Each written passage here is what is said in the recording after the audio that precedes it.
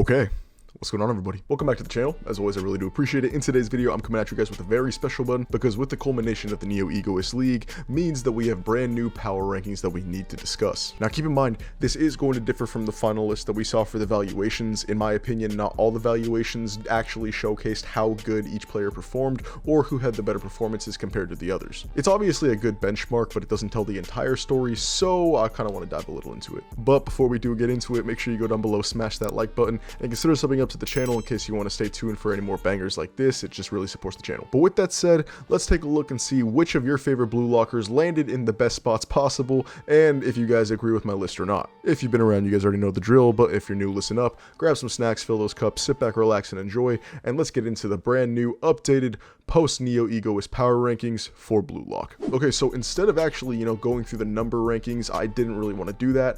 I just put them into a tier list. And coming in at the bottom tier is going to be the bums, the eliminated people who didn't make it to the next stage, that being the U20 World Cup selection, and quite frankly, people we just didn't see contribute on the page. Getting these scrubs out the way really quick, we got Monk, Tokimitsu, Mummy Boy, Neo, Kayate, the little fox looking guy, Wednesday Adams, and then sadly the goat that never got his chance, Neru. Of course, you can make an argument for some of the ones who actually participated on their team, but still, we didn't see anything of note from them, so you can't really rank them against the people that have actual notoriety under their belt. Speaking of which, if we take a look at the next tier up, we have the bailed category. Those players who did enough just to scrape by the skin of their teeth, but honestly, it doesn't really make sense how they did, but we can't really hate too much, they still qualified. And in this category, I have Kurona, Kiora, Zantetsu, and Fukaku. Of course, every single one of these players in their own right did have time to shine, Kurona being the main link-up player with Isagi early on in the league, establishing the planet hotline and honestly just opening up more options for Isagi, which did help with his overall evolution and the development of his metavision. Kiora, as we all know, had an assist, one of the best assists that we did see in the league, because the goal that it led to was astronomical, a super goal if you will, 1 in a million. But not only this, the pass Kiora used to set it up was very creative. It was one of a kind, something that we haven't really seen utilized in the story so far, and it showcased just how much promise he really does have. Of course, I'd like to put him a little higher, but he only participated in the one game really and didn't do anything much outside of that. Sure, if you want to take the assist stat, you can put him a little bit higher than the others, but the others just have a little bit more playtime, so he just can't really compete against the longevity. Zantetsu, again, we had a couple panels of him, but he didn't really do anything. It was always sad to see some of the players who were ranked higher overall in the earlier stages of Blue Lock being so underutilized now. I mean, Tokimitsu didn't even really see the field. A former top 3 player in the second selection, and now Zantetsu, who alongside Ryo and Nagi formed the best team in the first selection. I don't know, maybe I'm just going a little too off on this. I just hope they utilize him a little bit better in the coming arc. And then finally running up this tier, Fukaku, he just, again, didn't do much. As far as playtime is concerned, him making it here is a little ridiculous, but people are always going to want goalkeepers, so I understand why he got a bid. Just doesn't make sense why the bid was as high as it was compared to some other people. You guys already know who I'm probably talking about, who should have gotten a higher bid than that. And actually, speaking of which, moving up to the next category, that being mid, players who, just didn't really do much, had good key moments to shine and were able to actually make something of themselves to the point where they were pretty safe from elimination, but overall, they just kind of get outclassed by everyone above them. Here we got Nagi, Raichi, Nico, Sendao, Karasu, and then RU. Now, I know he got 24th overall in the bids. I know he's eliminated from Blue Lock, so it makes no sense to not put him in the eliminated category, but the goal that he scored was so amazing that it alone has to escalate him to this point. Not only this, but he scored more goals than everybody else underneath him. So if we're going off of, just the way that Blue Lock's supposed to work and how they said the valuations are actually weighed, it just makes sense for someone who scored as amazing of a goal as he did, as well as, played more than the majority of the players beneath him, would be higher than them. I mean, I don't think that's really a hot take.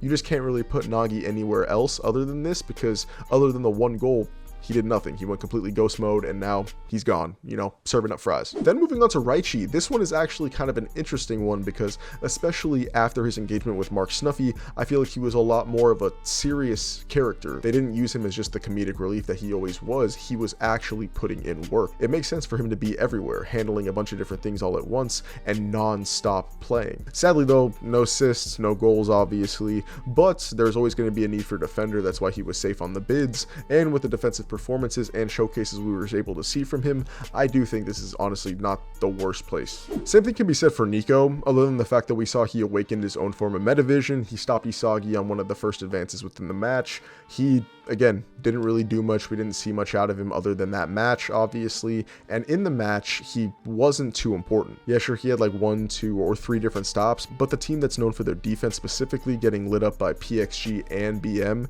does detract from his overall rating, because even though they were up against monsters, you're still supposed to be able to put in work. You're supposed to be a monster yourself, so clearly have to be this low. Then send out, this one's kind of just personal, especially after he stole the goal in the Manchine City match. I feel like this definitely raised his overall valuations, because especially compared to everybody else in this category with him, he's put in the most work. He has some of the most feats compared to all of them. Not only is he tied for the most goals with Nagi, but he has some of the most clutch game-saving saves. It's actually insane how so many of them belong to Sendao, but it just kind of shows the kind of player he is, so he needs to deserve a spot, and I think this is a good placement. You just can't put him any higher. Then moving on to Karasu, we didn't get to see too much of him, sadly. Of course, only really in the PXG match, and a lot of this has to go off the valuations that he did get. Of course, we know what Karasu brings to the table, the former number 3 ranked player in the 3rd selection, and one of the best players in the U20 arc of Blue Lock. Nevertheless, the lack of screen time, as well as the fact that in the match itself, he did have pivotal moments, focal points such as the main stop against Charles or his face-off with Hiyori. But with such limited screen time, there's not too much you can really base all this off of, so it kind of has to be put up mostly to the valuations and how he was seen as an effective player and how badly a club really wanted him. Might as well throw RU in that boat too. It's kind of the exact same thing for him, so there's not much else to talk about because, again, I'd be repeating myself. So with that said, another tier bites the dust and we move on up to the good category, where we see Kunigami, Ryo, Hiyori, Ness, and Yukimiya. First things first, Kunigami has the highest goal count in this tier, point blank period, deserves to be here stat-wise at least, and especially after his transformation into somewhat of a defensive player when he marked Shido throughout the entirety of the PXG match, I would definitely say people are licking their chops to get him whatever position he's going to play. And oh my god, I almost forgot, he's the one who actually assisted the 2-gun volley, so he has an assist under his belt. Choke on that if you want to downplay him, he deserves the spot. Same thing can be said for Ryo. Of course, he has less goals, but he's tied for confirmed contributions and potentially does have more. We don't really know if Chigiri only scored solo goals every single time he was able to put it away, or who really scored in the Ubers match. So if we're going to just kind of keep it up for debate, other than one of the players we're going to mention soon, Ryo is one of the only people that was trying to keep Manshine alive, but of course, he was also one of the people that was sabotaging it because he was trying to feed Nagi the whole time. The lack of team success overall is kind of what detracts from this, as well as the fact that because he was so focused on Nagi, he didn't really focus on his own stats. But still, you have to put some respect on his name. Overall, he deserves to be placed here. Then moving on to Hiyori, I feel like a lot of people overestimate where they should put him in the power rankings, but specifically when we're talking about the league, Hiyori didn't play much. If we really look at the numbers here, Hiyori only contributed 1 assist as well as a couple clutch stops, but other than that, there's not much else we can put him up for. But because of the severity of the assist he actually dished out, as well as the overall skill it took and his reputation for being the best passer, one of the best passers at least in the entire facility, I'd say we have to put some respect on the man's name. Then finally we have Yukimiya, a player who didn't really do too much other than the Manchine City match, where he had a lot of good moments, and especially his goal, which is one of the main reasons that he ends up in this spot. But sadly, he doesn't go any higher because this focus just didn't carry on into the other matches. In the Ubers match, I mean, other than helping out Isagi set up some of his shots, he didn't really do anything. Same with the PXG match. Can you name me something that Yukimiya did there? I can't either. But there's a reason that he got the bid that he did, and of course his skills are being recognized, so we have to recognize him here. And then finally rounding up this tier, we have this little idiot Ness. Now, if you would ask me before, I probably would have had him in the lower tiers because other than helping Kaiser early on score most of his goals, I mean, he assisted both Kaiser impacts if I remember correctly, he's also the person that assisted the goal that decided the end of the Neo-Egoist League. So as far as contributions go, he's tied for the most in this category. Honestly, he should probably be at the forefront. Maybe him and Kunigami can be tied a little bit depending on how you want to weigh the goals, but overall I would say Kunigami did contribute a little bit more than Ness, especially Ness as he was crashing out in the later stages of the league. But regardless, numbers don't lie, neither do I. Ness has to be up here. Alright, we're at the final two tiers, and this is where we get to the heavy hitters. First things first, in the superstar category, I got Chigiri, Charles, Shido, Gagamaru, Otoya, and Aiku. Getting the elephant out the room, Otoya and Aiku, yes, we may not have seen them contribute as much, but their bids alone showcases their worth to the team and how important they are on that pitch. In the case of Otoya, he was the right-hand man for Bachira. We have an assist for him as well as a goal, with the potential for another possible goal being there, but we don't really have any confirmation for that. And even though his team success should kind of bog it down a little bit more, you can't take away from the fact that other than Bachira, he was the only thing that was keeping Barca together. Aiku falls into a similar boat of what I said with RU and Nico, for instance, the defensive team not really being too defensive as they were more so focused on feeding Baro. But at the end of the day, we are talking about the God Snake here, so it makes sense not just for his bid to be so high, but for him to be as high in the power rankings as he is, because other than one of his own teammates, he's the best defender that we have in the league, bar none. He's the best defender we've covered so far, and other than one other player here, I'd say he's the best defender we're going to cover, period. Sticking on the topic of defense, well, goalkeeping that is, we have to move on to Gagamaru, because a lot of people may think that he deserves to be in the higher tier, but at the end of the day, look at the scores of each match. I mean, sure, it's players that are ranked above him right now that are the ones who actually scored, other than, you know, Nagi, of course. But every single match other than Barca where he wasn't starting, he gave up 2 goals, which is something you have to factor into account, and thus he doesn't deserve to be in the top tier, but still the best goalkeeper play that we've seen from anybody in the Neo-Egoist League at least. So, Gagamaru, you're my GOAT. You deserve to be here, buddy. Good job. And moving on, we got Shido. This one is probably going to be a hot take for people, especially after we saw his top 3 bidding. I just don't agree with that whatsoever.